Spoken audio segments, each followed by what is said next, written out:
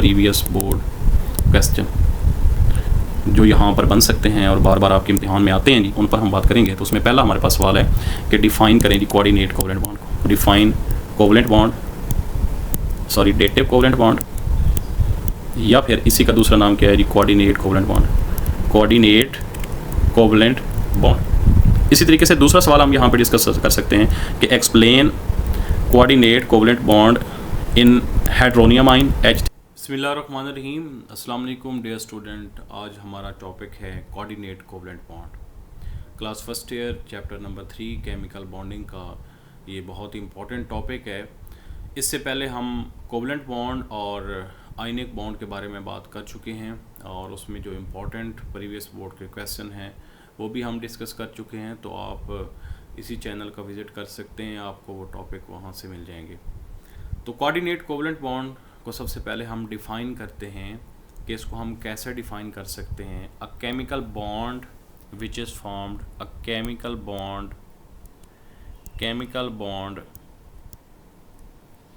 which is formed between two atoms when shared pair of electron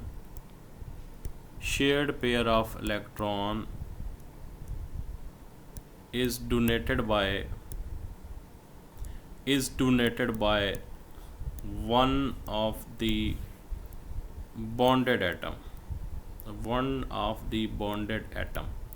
एक ऐसा chemical bond जो उस वक्त बनता है कि जब shared pair of electron is donated by one of the bonded atom, यानी कि बॉन्डेड एटम में से एक एटम जब shared pair of electron donate करता है तो ऐसे बॉन्ड को हम कोऑर्डिनेट कोवेलेंट बॉन्ड का नाम देते हैं। तो इसमें जो सबसे ज़्यादा इम्पॉर्टेंट बात याद रखने वाली है वो शेयर्ड पेयर ऑफ इलेक्ट्रॉन है और उन दोनों में से एक एटम उसको क्या कर रहा होता है, डोनेट कर रहा होता है। एग्ज़ाम्पल में हम सबसे पहले जो एग्ज़ाम्पल लेंगे वो हमारे पास है हाइड्रोनियम आइन H3O पॉजिटिव की एग्ज़ाम्पल लेंगे कि ये कैसे बनता है, इसमें किस तरीके से हम जो है वो ये कोऑर्डिनेट कोवेलेंट बॉन्ड बनता है, इस पर पॉजिटिव चार्ज क्यों आता है, इस पर हम बात करेंगे। तो अगर आप यहाँ पे देखें तो इसी पे हम देख लेते हैं इसको। तो इसमें ज़रा गौर करें आप। तो वाटर, सबसे पहले जो वाटर होता है इसका स्ट्रक्चर मैं ड्रा करता हूँ। ये वाटर है, इसके स्ट्रक्चर में हमारे पास 2 हाइड्रोजन हैं और यहाँ पर ऑक्सीजन है। यहाँ पर जो ऑक्सीजन है ना, इसके पास 2 लोन पेयर हैं। अगर मैं ऑक्सीजन के इलेक्ट्रॉनिक कन्फिग्रेशन लिखूँ तो आपको पता है कि इसका जो एटॉमिक नंबर होता है वो 8 होता है। तो इसको मैं ऐसे लिख सकता हूँ 1s2 2s2 2p, हमारे पास जो है ना वो 4 हो जाएगा। इसको मैं मज़ीद अगर एक्सप्लेन करूँ तो 2px 2py और 2pz। देखें इसके वैलेंस शेल के अंदर टोटल इलेक्ट्रॉन की तादाद 6 है। तो इसमें से जो 2 सिंगल इलेक्ट्रॉन है इन्होंने तो यहाँ पे कोवेलेंट बॉन्ड बना लिया है इस ऑक्सीजन के साथ। ये ज़रा देख लेंगे, इन्होंने कोवेलेंट बॉन्ड बना लिया। अब जो 2 हमारे पास ये लोन पेयर है, ये जो 2 लोन पेयर आपको नज़र आ रहे हैं, ये दोनों लोन पेयर यहाँ पर मौजूद हैं। अब ये जो लोन पेयर हैं, ये लोन पेयर ऑक्सीजन के पास एक्स्ट्रा हैं। मीन ऑक्सीजन लोन पेयर वो इलेक्ट्रॉन के पेयर होते हैं जो बॉन्डिंग में टेक पार्ट नहीं करते। तो एक बॉन्ड पेयर होता है, बॉन्ड पेयर वो जो इलेक्ट्रॉन जो बॉन्डिंग में टेक पार्ट कर लेते हैं। जैसा कि यहाँ पे अगर आप देखें तो ये जो हमारे पास बॉन्ड बना है इसके अंदर जो इलेक्ट्रॉन के पेयर बॉन्डिंग में टेक पार्ट कर रहे हैं उसको हम बॉन्ड पेयर बोलते हैं। तो बॉन्ड पेयर को कैसे डिफाइन कर सकते हैं, pair of electron which take part in chemical bonding is called bond pair.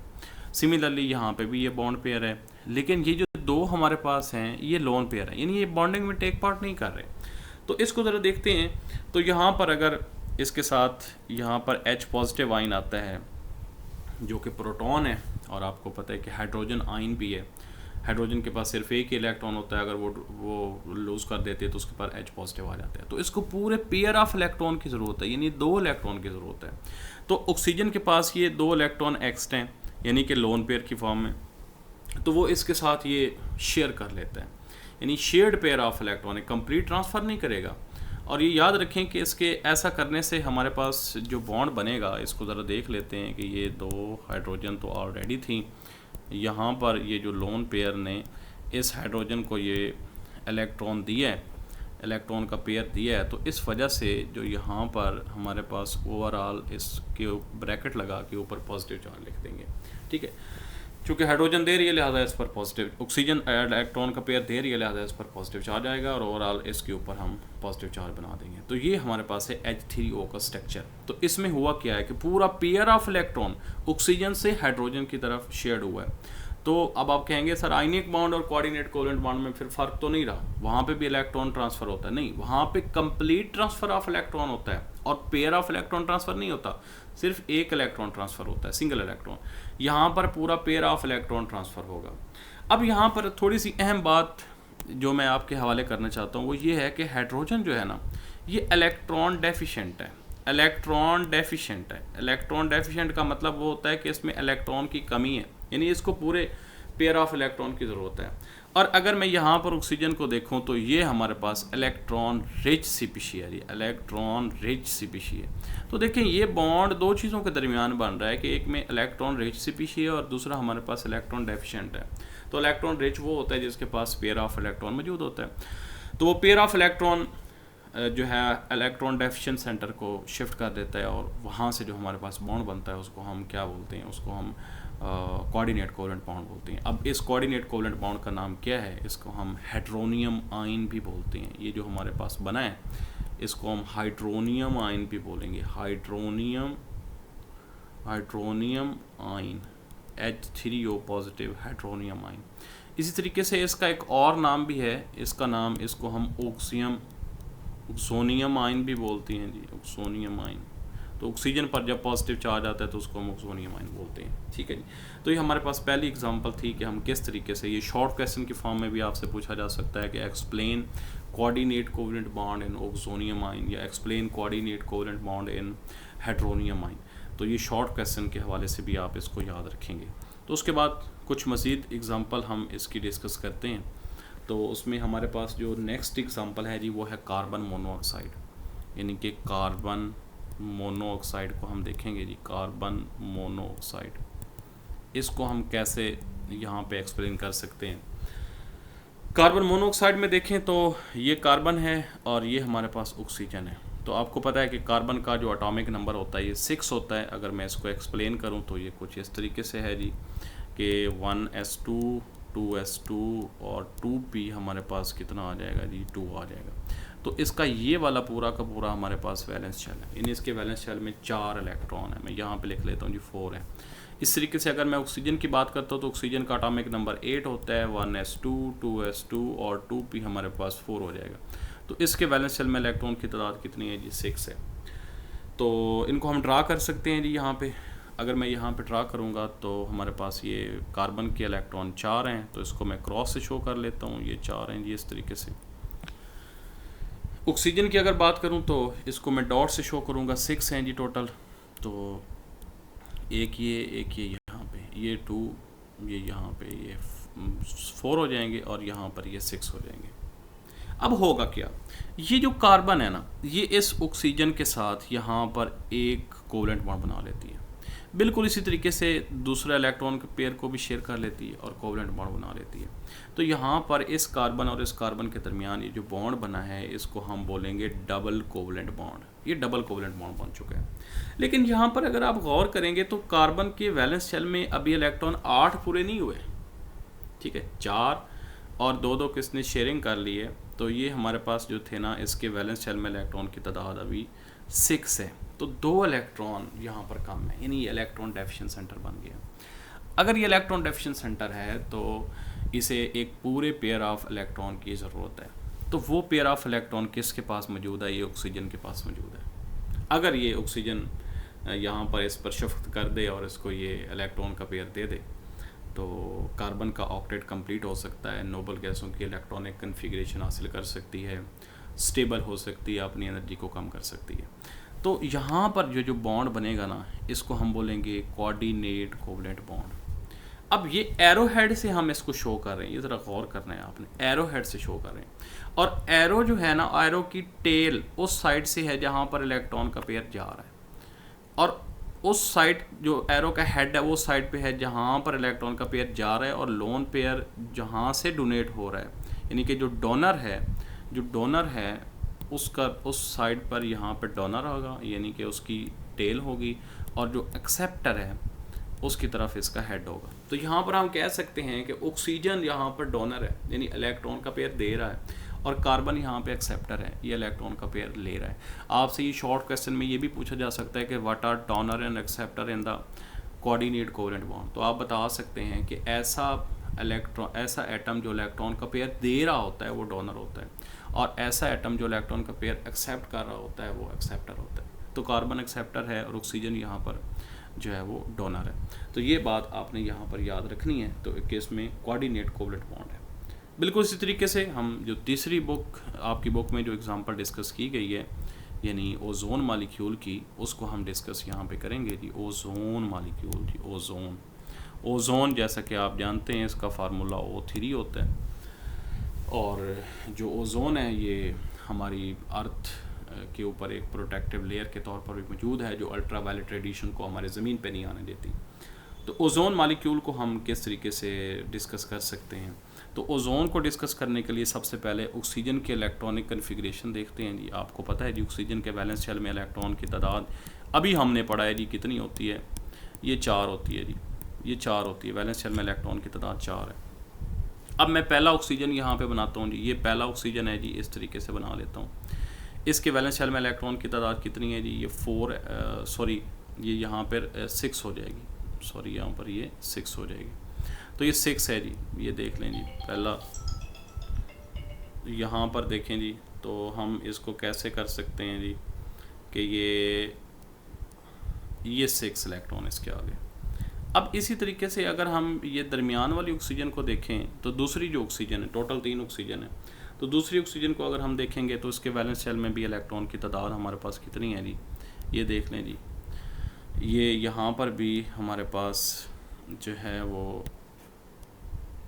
इसको दोबारा बना लेते हैं ऑक्सीजन, तो इसके वैलेंस शेल में भी इलेक्ट्रॉन की तादाद सेम वही है जी, 6 ही है। ये देख लें जी, ये 6 है। अब होगा क्या कि इसको अगर मैं यहाँ से रेज करके दोबारा बनाता हूँ, तो ये इस तरीके से जी, ये 6 बनाने हैं जी, ये 6 हमने बना ली।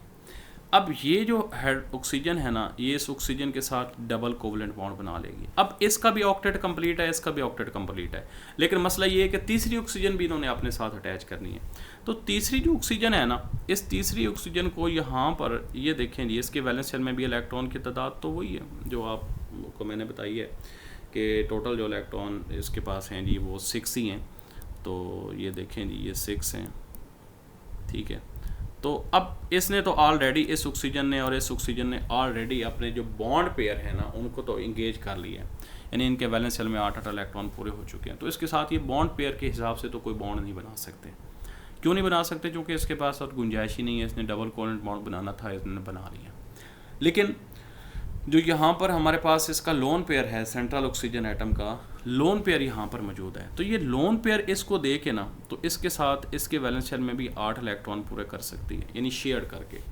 तो इस तरीके से जो तीसरा ऑक्सीजन एटम होता है उसके साथ जो मिडल वाला ऑक्सीजन एटम होता है, ये कोऑर्डिनेट कोवेलेंट बॉन्ड बनाता है, यानी पेयर ऑफ इलेक्ट्रॉन को ये शेयर कर देता है। तो ये जो हमारे पास है, ये इलेक्ट्रॉन डेफिशिएंट सेंटर था, ठीक है, और ये हमारे पास जो था ये इलेक्ट्रॉन रिच CP3 था। तो यहाँ पर जो है ना ये पॉजिटिव चार्ज आ जाएगा, और यहाँ पर कौन सा आ जाएगा, नेगेटिव। अगर मैं इसको वैसे ड्रा करूँ तो ये ऐसे है जी, ये डबल बॉन्ड है, और ये जो हमारे पास है ये कोऑर्डिनेट कोवेलेंट बॉन्ड है, यहाँ पर पॉजिटिव और यहाँ पर नेगेटिव, और ओवरऑल जो ओजोन का मॉलिक्यूल होगा वो हमारे पास न्यूट्रल रहेगा। तो ये ओजोन की फॉर्मेशन है। अब आप कहेंगे सर क्या ज़रूरी है कि सिर्फ ये वाला ऑक्सीजन ही इलेक्ट्रॉन के पेयर को डोनेट कर सकता है, क्या ये नहीं कर सकता? भाई ये भी कर सकता है। तो दोनों में से कोई एक एटम जो है ना वो इलेक्ट्रॉन के पेयर को यहाँ पर शेयर कर सकता है। तो ऐसे बॉन्ड को हम कोऑर्डिनेट कोवेलेंट बॉन्ड का नाम देते हैं। इसका दूसरा नाम, जैसा कि आपको मैंने बताया है कि इसका दूसरा नाम डेटिव कोवेलेंट बॉन्ड भी है। ये एक ही बात है जी, डेटिव कोवेलेंट बॉन्ड या फिर कोऑर्डिनेट कोवेलेंट बॉन्ड, ये दोनों एक ही बात है जी।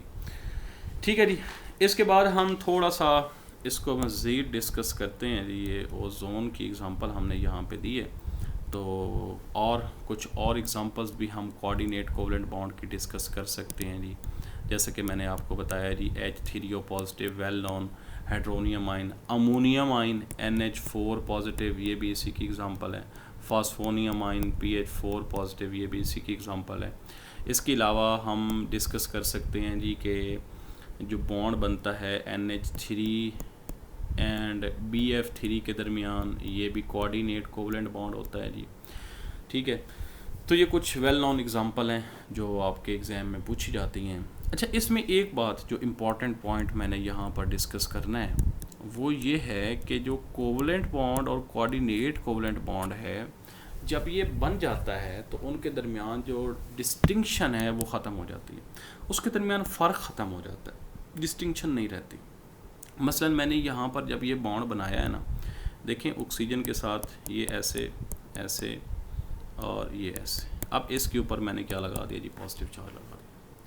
अब तवज्जो अगर आप करेंगे ना तो हमारे पास यहाँ पर ये 3 बॉन्ड हैं, तीनों ही, यानी कि यहाँ पर ये भी हाइड्रोजन ऑक्सीजन का है, ये भी हाइड्रोजन ऑक्सीजन का है और ये भी हाइड्रोजन ऑक्सीजन का है। तो हम जब बॉन्ड बन जाता है तो फिर हम फ़र्क नहीं कर सकते कि इसमें से कोऑर्डिनेट कौन से और कोवलेंट कौन से हैं, तो ये फ़र्क ख़त्म हो जाता है। हम जस्ट ये कहते हैं कि अगर ये 3 बॉन्ड हैं तो 33.3%, यानी एक कोऑर्डिनेट है ना, तो 33.3% कोऑर्डिनेट कोवलेंट बॉन्ड है और जो बाकी ये 66.6% है ये कोवलेंट बॉन्ड है। हम सिर्फ ये यहाँ पर कह सकते हैं, ठीक है जी। तो ये कोऑर्डिनेट कोवलेंट बॉन्ड को हमने डिस्कस किया है, इसके इम्पॉर्टेंट क्वेश्चन को हमने डिस्कस किया है। मज़ीद मैं यहाँ पर लिख देता हूँ जी कि आपके प्रीवियस बोर्ड के क्वेश्चन कौन कौन से आते हैं जी, उस पर हम बात कर लेते हैं जी। प्रीवियस बोर्ड क्वेश्चन जो यहाँ पर बन सकते हैं और बार बार आपके इम्तिहान में आते हैं जी, उन पर हम बात करेंगे। तो उसमें पहला हमारे पास सवाल है कि डिफ़ाइन करें जी कोऑर्डिनेट कोवलेंट बॉन्ड को। Define covalent bond, sorry dative covalent bond, या फिर इसी का दूसरा नाम क्या है जी, coordinate covalent bond. Coordinate covalent bond.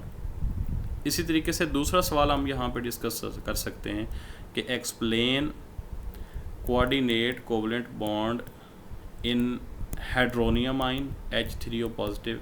Similarly वो आपसे ये भी पूछ सकता है कि explain coordinate covalent bond in ozone. आपसे वो पूछ सकता है जी explain coordinate covalent bond in ammonium ion, ठीक है जी। इसी तरीके से आपसे पूछ सकता है जी कि आप coordinate covalent bond carbon monoxide में डिस्कस करें, ठीक है जी।